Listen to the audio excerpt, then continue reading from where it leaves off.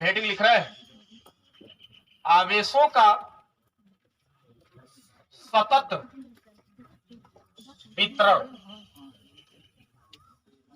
आवेशों का सतत वितरण, सुनिएगा बात ध्यान से हमारे। सतत वितरण का मतलब होता है एक समान, और एक समान का मतलब आप जानते हैं कि कहीं अधिक और कहीं कम नहीं, हर जगह एक समान होना चाहिए, ठीक ना। एक समान वितरण, और किसका वितरण किया जा रहा है? आवेशों का वितरण होगा, ठीक ना। तो हम सतत वितरण के बारे में बताएंगे, आवेशों के सतत वितरण के बारे में सुनिएगा ध्यान से। अगर मान लीजिए आप यहां थोड़े समय के लिए कोई पृष्ठ लेते हैं, कोई पृष्ठ लिया गया है, अगर इस पृष्ठ को आप प्लस क्यू आवेश दे रहे हैं तो ये प्लस पूरा इसके पृष्ठ पर एक समान रूप से वितरित हो जाएगा। तो उस वितरण को ही हम कौन सा वितरण बोलेंगे? आवेशों का सतत वितरण कहेंगे। कहीं अधिक और कम नहीं होगा, हर जगह आवेशों का वितरण समान होगा, एक समान वितरित होगा। किसी वस्तु पर चार्ज का जो डिस्ट्रीब्यूशन होता है वो कंटिन्यूअस होता है, सतत होता है, एक समान होता है, उसी को हम आवेशों का सतत वितरण कहते हैं। एक बात और बता दें, आपको पता है कि वस्तुओं को तीन कैटेगरी में बांटा गया है, एक वन डायमेंशनल, एक टू डायमेंशनल और एक थ्री डायमेंशनल। तीन टाइप में वस्तुओं को विभाजित किया गया है। अगर हम तीनों की बात करते हैं, सुनिएगा, एक एक्स एक्सिस, वाई और ये जेड। अगर ये मार्कर को आप देख रहे हैं, मार्कर एक वस्तु है, बात समझिएगा, तो हम इसको कौन सी वस्तु की कैटेगरी में ला सकते हैं?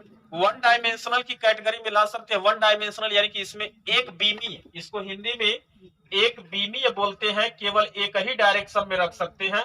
2D को द्विबीमी बोलते हैं, द्विबीमी। और 3D को आप पता है आप लोगों को कि इसको आप त्रिबीमी बोलते हैं, त्रिबीमी, ठीक ना। ये मार्कर एक वस्तु दिखाई दे रहा है, इस मार्कर को या तो आप केवल एक्स एक्सिस के डायरेक्शन में रख सकते हैं, तो क्या वाई और जेड में भी आ रहा है क्या? नहीं, केवल एक ही डायरेक्शन में रख सकते हैं, या तो एक्स में, या तो वाई में, या तो जेड अक्ष के डायरेक्शन में। यानी कि लंबाई वाली वस्तुएं जितनी होती हैं, सभी प्रकार की लंबाई वाली वस्तुओं को हम एक बीमीय की कैटेगरी में रखते हैं, ठीक ना।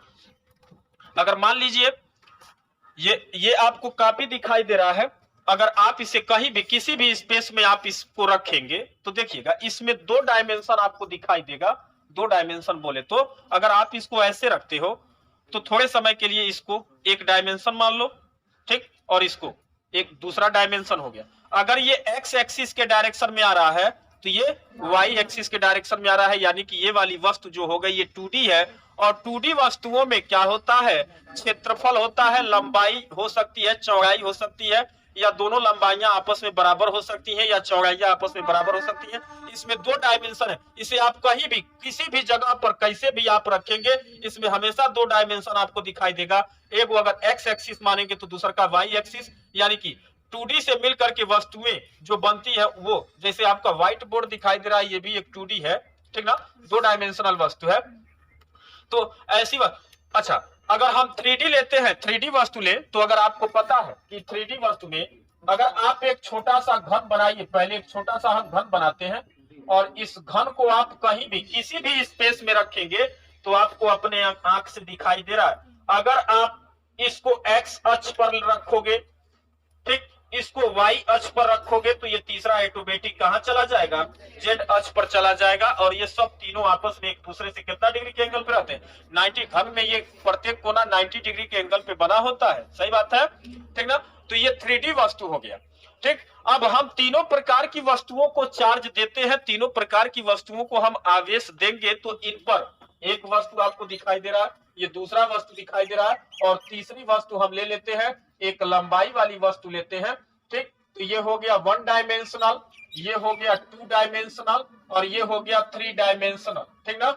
वन डायमेंशनल वाली वस्तु में क्या आता है? केवल अगर देखा जाए तो लेंथ आएगा l, और टू डायमेंशनल वाली वस्तु में देखा जाए तो लंबाई के साथ साथ ब्रेथ यानी कि चौड़ाई भी होगा।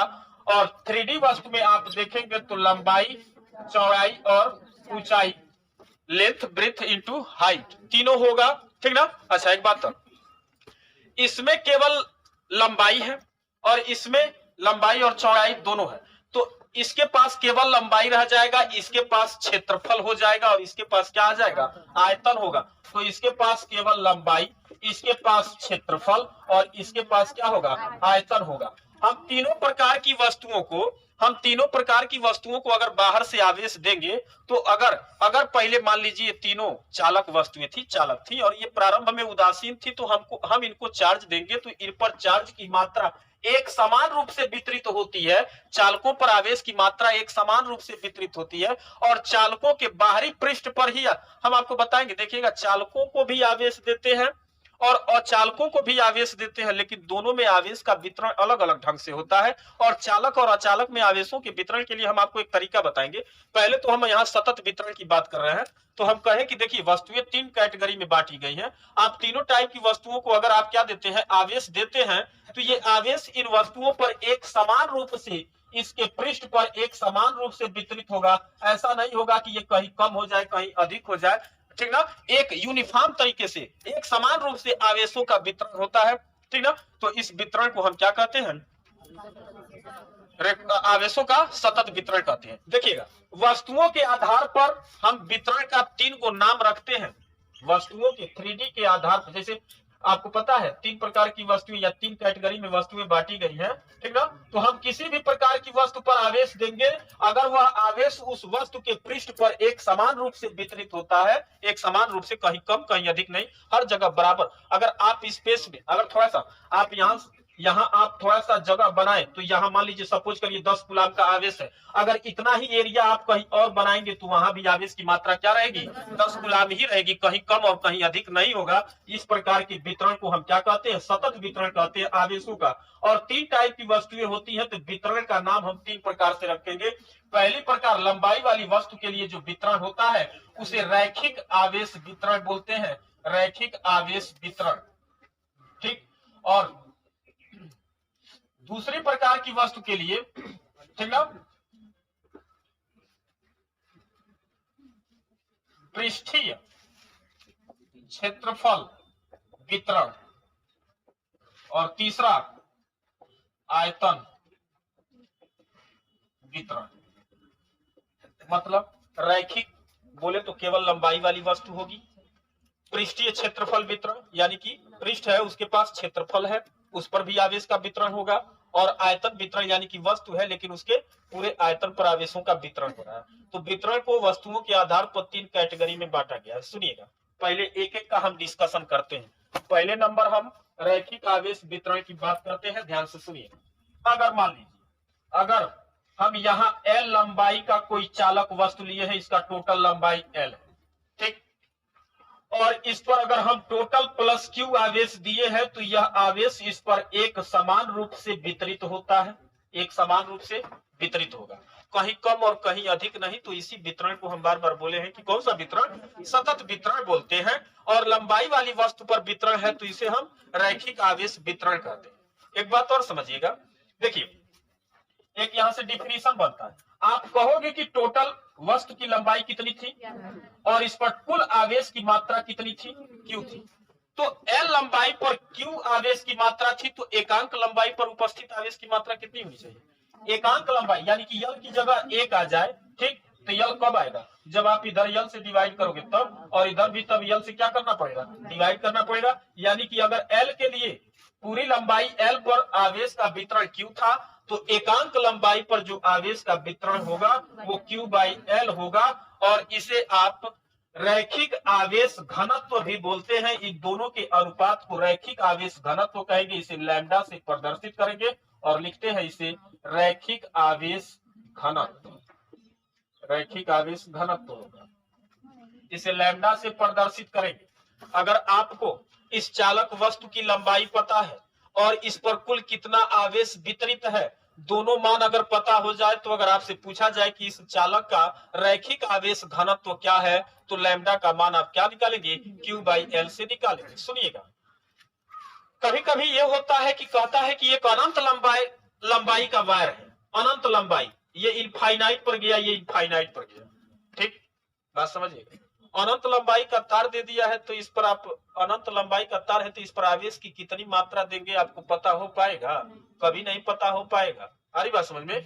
तो जब हम कभी कभी क्या होता है कैलकुलेशन के लिए हम अनंत की तो पहले ही अनंत लंबाई का, इसका तो खुदे कोई अंत नहीं है, और इस पर आप आवेश देते जाएंगे तो पता चलेगा इस पर भी अनंत आवेश देना पड़ जाएगा, तो आप अनंत आवेश लेकर के आएंगे, क्या हालत बिगड़ जाएगी। इसलिए क्या करते हैं, तब आवेश नहीं पता रहता है, तब यहाँ इसके रैखिक आवेश घनत्व लैम्डा से हम काम चलाते हैं, घनत्व से। आ रही बात समझ में। और ये कौन सा घनत्व होगा, अगर लंबाई वाली वस्तु की बात हो रही है तो उस घनत्व को हम कौन सा घनत्व कहेंगे, रैखिक आवेश घनत्व कहेंगे। और अगर मान लीजिए हम एक रैखिक आवेश, तब देखिएगा अभी न्यूमेरिकल जब हम सॉल्व करेंगे या हम आपको लिखवाएंगे, एक चीज लिखवाएंगे, एक हेडिंग पढ़ेंगे आपको, और जो अब की साल बोर्ड में पूछा हुआ है कि अनंत लंबाई के तार के कारण अगर इसको प्लस क्यू आवेश दिया गया है या इसका आवेश घनत्व तो प्लस लैम्डा है, प्लस है तो प्लस लैम्डा हो जाएगा, अगर इसको माइनस आवेश दिए है तो ये माइनस लैम्डा हो जाएगा। और इससे आर दूरी पर किसी बिंदु पर इस पूरे तार के कारण, अनंत लंबाई के तार के कारण इस बिंदु पी पर वैद्युत क्षेत्र की तीव्रता का मान ज्ञात कीजिए,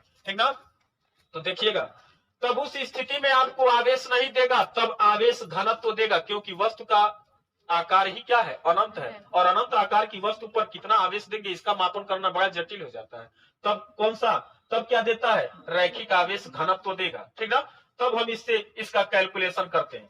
तो रैखिक आवेश घनत्व का मान निकालने के लिए आप क्या करेंगे, अगर उस वस्तु पर कितना आवेश दिए, उस वस्तु की लंबाई, आवेश और लंबाई पता हो जाए तो दोनों के अनुपात से क्या निकल के आएगा, रैखिक आवेश घनत्व, ठीक है। और रैखिक आवेश घनत्व का डिफिनीशन बोलते हैं तो कहते हैं कि एकांक लंबाई पर कितने ये तो पूरा एल लंबाई पर क्यू आवेश था ना, और उसके बाद हम क्या निकाले हैं, एकांक लंबाई पर उपस्थित आवेश की मात्रा निकाले हैं, तो क्यू बाई एल आया है, जिसको हम क्या बोले हैं, लैम्डा। और डिफिनीशन क्या बोलेंगे कि अगर आपसे कोई पूछे कि रैखिक आवेश घनत्व क्या होता है, तो इसको दिमाग में बैठा के रखिएगा और कहिएगा कि एकांक लंबाई पर उपस्थित, एकांक लंबाई पर उपस्थित आवेश की मात्रा को ही उस वस्तु का रैखिक आवेश घनत्व कहते हैं, और इसको लैम्डा से प्रदर्शित करते हैं, अर्थात लैम्डा बराबर क्या होना चाहिए, क्यू बाई एल होना चाहिए। बात क्लियर है।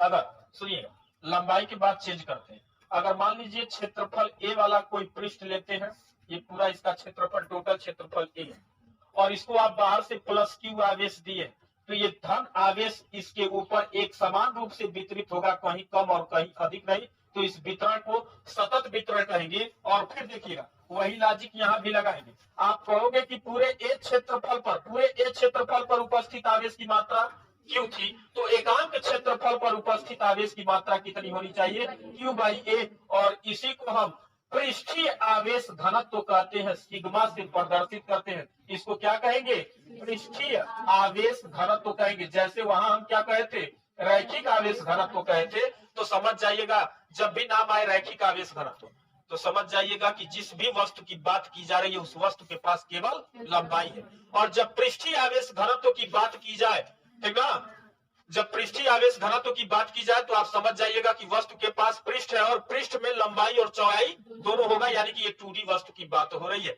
और इसका डिफिनीशन कैसे बोलेंगे, तो आप कहेंगे एकांक क्षेत्रफल पर, पूरे क्षेत्रफल पर कितना आवेश था, क्यू, एकांक क्षेत्रफल पर कितना आवेश होना चाहिए, तो क्यू बाई ए। तो डिफिनीशन क्या बोलेंगे, अगर आपसे कोई पूछे कि पृष्ठीय आवेश घनत्व क्या होगा, तो आप कहोगे कि एकांक क्षेत्रफल पर उपस्थित आवेश की मात्रा को ही हम उसका क्या बोलते हैं, पृष्ठीय आवेश घनत्व बोलते हैं, और इसको हम सिग्मा से प्रदर्शित करते हैं। लैम्डा किसके लिए, लंबाई वाली वस्तु के लिए, सिग्मा किसके लिए, क्षेत्रफल वाली वस्तु के लिए। कभी कभी ये, अच्छा हम पढ़ाएंगे एक टॉपिक, जैसे ये लंबाई वाली वस्तु को हम बोले ना कि अभी एक टॉपिक पढ़ेंगे, अनंत लंबाई के तार के कारण किसी दूरी पर, उसके नजदीक किसी बिंदु पर वैद्युत क्षेत्र की तीव्रता ज्ञात कीजिए, वैसे हम यहाँ क्षेत्रफल वाली पृष्ठ लेंगे, लेकिन अनंत विस्तार वाली, तब वहां टॉपिक बनता है, ठीक ना, कि अनंत विस्तार वाली, अनंत, इसका जब ये अनंत हो जाएगा तो इस पर आवेश कितना देंगे पता कर पाएंगे क्या, नहीं। तब उस स्थिति में किससे काम चलाते हैं, आवेश घनत्व से काम चलाते हैं, और कहेंगे कि अच्छा टॉपिक क्या बनता है, तो कहेगा कि अनंत विस्तार की चादर के कारण उस चादर के नजदीक किसी बिंदु पर आप वैद्युत क्षेत्र की तीव्रता का मान ज्ञात कीजिए। बात समझ रहे हैं। तो ये दोनों टॉपिक बहुत इंपॉर्टेंट है, और बोर्ड में हर साल इसका डेरिवेशन भी पूछता है। तो जब दोनों अनंत हो जाएगा, तो अनंत हो जाएगा तो उस पर कितना आवेश रहेगा हमको पता नहीं चल पाएगा, तब हम लैम्डा का यूज करेंगे। और जब अनंत विस्तार की चादर हो जाएगी तो इस पर कितना आवेश है वो भी हमको पता नहीं हो पाएगा, तब किससे काम चलाएंगे, सिग्मा से काम चलाएंगे। और इन्हीं को देख करके अब आप लोग समझदार हो गए हो, अगर आप एक घन लेते हैं जिसमें लंबाई चौड़ाई ऊंचाई तीनों है और इसके पास आयतन है, अगर इस वस्तु का टोटल आयतन मान लीजिए कितना था भी, और इस पर आप धन आवेश या ऋण आवेश देंगे, वो समस्त आवेश इसके बाहरी पृष्ठ पर एक समान रूप से वितरित होगा, तो उस वितरण को हम सतत वितरण कहेंगे। और क्या कहोगे आप, अगर टोटल क्यू चार्ज दिए है तो आप कहेंगे कि टोटल भी आयतन पर कितना चार्ज था, क्यू था। तो एकांक आयतन पर उपस्थित आवेश की मात्रा क्यू बाई भी होगी, और इसको हम किससे प्रदर्शित करेंगे, रो से। अभी लिखे हम कि पूरे भी आयतन पर क्यू आवेश, तो एकांक आयतन पर आवेश की मात्रा क्यू बाई भी, जिसको हम रो से प्रदर्शित करेंगे, और इसको हम क्या बोलते हैं, इसे हम आयतन घनत्व बोलते हैं। क्या बोलते हैं, आयतन घनत्व बोलते हैं। तो रैखिक आवेश घनत्व हो गया, पृष्ठीय आवेश घनत्व हो गया, और आयतन आवेश घनत्व भी होगा, आयतन आवेश घनत्व। ठीक ना, इसको हम किससे प्रदर्शित करेंगे, रो से। अगर आपसे कोई पूछे कि आयतन आवेश घनत्व क्या है, तो आप कहोगे कि किसी वस्तु के एकांक आयतन पर उपस्थित, एकांक आयतन पर उपस्थित आवेश की मात्रा को ही उस वस्तु का आयतन आवेश घनत्व कहते हैं, और इसे रो से प्रदर्शित करते हैं। देखिएगा, इनका अलग अलग मात्रक हम तुरंत आपको दिखा रहे हैं। लैम्डा का मात्रक लिखना होगा तो आवेश का मात्रक क्या होता है, कूलम, और बटे लंबाई का मात्रक, और बटे को हटा के प्रति बनाओगे तो कूलम प्रति। इसके लिए तब क्या हो जाएगा, कूलम प्रति, और इसके लिए कूलम प्रति मीटर क्यूब हो जाएगा। इनका हम मात्रक भी बता दिए, डिफिनीशन भी बता दिए, इसका लॉजिक भी बता दिए। ठीक ना, जब अनंत विस्तार वाली वस्तुएं आती हैं तो उन पर आवेश की मात्रा निकाल पाना मुश्किल होता है, तो हम आवेश घनत्व से काम चलाते हैं। अगर लंबाई वाली वस्तु है तो उसके लिए आवेश घनत्व को आप लैम्डा से प्रदर्शित करोगे, अगर पृष्ठ वाली वस्तु है तब उसकी आयतन घनत्व को आप सिग्मा से प्रदर्शित करेंगे, और जब जिसके पास तीनों है, लंबाई चौड़ाई ऊंचाई, आयतन वाली वस्तु के घनत्व को आप रो से प्रदर्शित करेंगे, रो से प्रदर्शित करेंगे। ठीक ना, और सतत वितरण अगर आपसे कोई पूछे तो क्या जवाब देंगे, कहेंगे किसी वस्तु पर किसी चालक को जब हम आवेश देते हैं तो वह आवेश उस वस्तु के पृष्ठ पर एक समान रूप से वितरित होता है, कहीं कम और कहीं अधिक नहीं, तो उस वितरण को सतत वितरण कहते हैं। और वस्तुओं के आधार पर ये आवेशों का वितरण घनत्व तीन प्रकार का होता है, जिसमें एक पहला क्या बोले थे आप, रैखिक आवेश घनत्व बोलेंगे,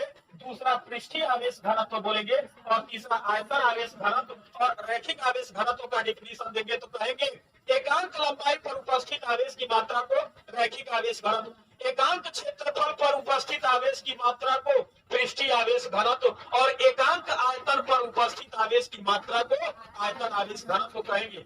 बहुत जटिल है क्या, ठीक। तो ये आवेशों का वितरण और इसका घनत्व हो गया, और इन्हीं को लेकर के हम पढ़ेंगे। और सुनिएगा, जब लंबाई के लिए हम वैद्युत क्षेत्र की तीव्रता निकालेंगे तो गॉस के प्रमेय का उपयोग करेंगे, अनंत विस्तार की चादर के नजदीक भी वैद्युत क्षेत्र की तीव्रता निकालेंगे, गॉस का प्रमेय यूज करेंगे, वैद्युत फ्लक्स का यूज करेंगे। तो वैद्युत फ्लक्स के बारे में तो हम आपको बता दिए, गॉस का प्रमेय हम अगले लेक्चर में पढ़ेंगे। बहुत इंपॉर्टेंट है, कोई विद्यार्थी गॉस के प्रमेय को छोड़ेगा नहीं, एब्सेंट ना करिएगा, हर हाल में हर परिस्थिति में आप उपस्थित होइएगा।